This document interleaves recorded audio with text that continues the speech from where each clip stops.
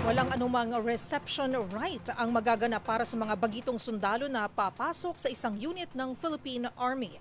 Alinsunod ito sa direktiba ni bagong Army Commanding General, Lieutenant General Antonio Navarrete sa harap ng kontrobersyal na pagpanaw ng isang sundalo sa 6th Infantry Division.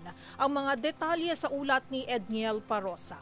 Ipinatigil muna ng bagong Philippine Army Commanding General na si Lieutenant General Antonio Navarrete ang reception ceremonies sa lahat ng unit ng hukbong katihan ayon kay Colonel Louis de Maala, tagapagsalita ng Army. Ito ay habang nire-review ang proseso ng tradisyong iniuugnay sa pagkasawi ni Private Charlie Patigayon ng 6th Infantry Division. Kabilang sa mga ipinasususpindi ni Navarrete ay ang reception right ng mga sundalong baguhan sa isang unit. Hindi kasama rito ang reception sa mga papasok pa lamang sa training na nakadepende naman sa mga paaralan. Una nang iginiip ng Armed Forces of the Philippines na wala itong kukonsintihing karahasan o hazing sa hanay.